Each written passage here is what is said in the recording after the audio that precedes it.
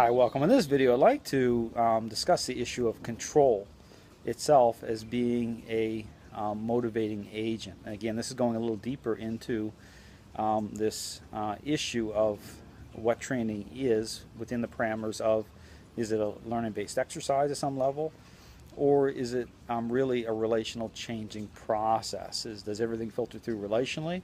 And the answer to that is absolutely yes. Nothing escapes how a dog's decision-making process is governed at that level. You're dealing with motives of dogs, and you're dealing with control issues. But again, focusing in on this issue of control is to understand that just once a dog has control, that becomes a type of supply to the dog. It becomes a influencer in terms of what motivates the dog to respond certain ways. And so when people again enter into this learning-based narrative, the typical motivating agents that people will use is obvious ones such as food. People will use toys. They'll use praise. But again, when you attach into that equation, you put into that equation this issue of motives and control, you'll start to see that nothing is independent. Nothing is simply just simply an agent. Okay, everything is an extension of. Everything is defined relationally. So therefore, for example, is that someone could use a toy thinking that somehow they're escaping.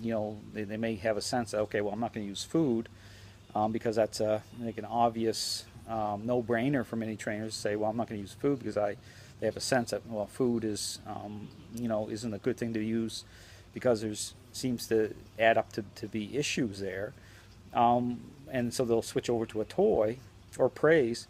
But the thing that people have to realize is that the motives still attach. These control issues still play a role in that. And so when you're working off of an agent or a way to motivate the dog, because again, trainers are really big on that. They're like, well, I need something to motivate the dog to respond certain ways so I can paint the picture. Okay, I can paint the picture through response, and then promote that as meaningful. Okay, and the big tipping point here, or the big pivot point, and the thing people need to they need to just separate from this learning-based narrative and get what I'm saying is that no, the motivating agent is the process. Okay, within the type of influence that defines the process through the method itself, and the dog coming into agreement with.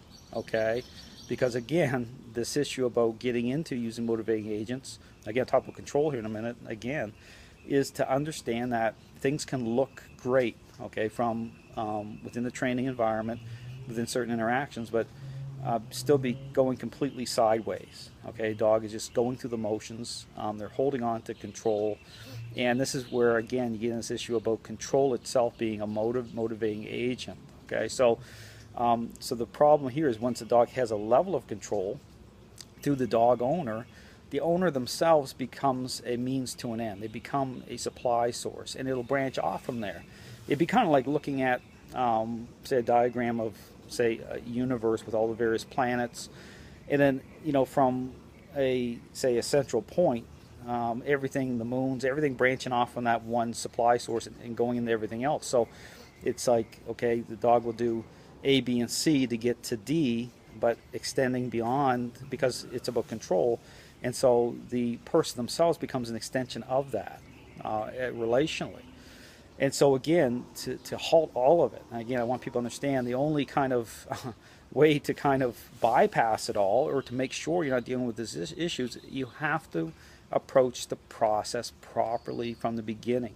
Because the point here is, if you enter into the process of training as some sort of learning-based exercise, and you may not use food because you have a sense that, well, that's not good, but just the issue of control itself, okay, what's already been established, and how change packages up through that owner, okay, how that owner is perceived by the dog, you're going to have issues, okay, because you're not approaching it at an intervention level, okay, you're not approaching it defining the process properly, and so control itself will become an issue that you just cannot separate from.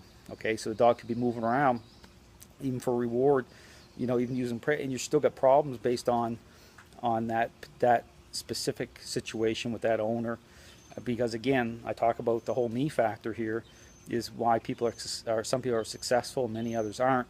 It's because understanding the kind of the wild card within the parameters of the individual, okay, how they think, their natural alignment, okay, with again this issue of strength and weakness, how it's defined relationally. Again, dogs are, there's depth to the relationship. Dogs really get a sense of where we're standing, so to speak, with how we think, how we interact, and how we connect. So anyway, just something to think about. Again, if you have any questions, there's depth. Understand this stuff is deep, but here's the point: it is what it is. Okay, there's no way around it. So if you're trying to frame it up a certain way and assuming that because things look a certain way, you have to put the motives into the equation. And this issue of control, even if you're using certain concepts such as counter conditioning. If people want to know why it is that dogs will accept and things can look a certain way, but then you're just continuously going through these sequences, and you're like, man, I got to apply this everywhere. It seems like I'm always trying to overcome things. It's because relational change hasn't happened. Okay, the motives are still rotten. The dog's accepting, but the issue has to extend beyond just accepting. You have to say, well, why is the dog accepting? Okay, it's not just a one-dimensional thing here. It's about relationship. So it's something to think about. If you have any questions, feel free to contact me. I guarantee you won't hear any other trainer out there talking the way I'm talking regarding the process. Even we talk about control being a motivator.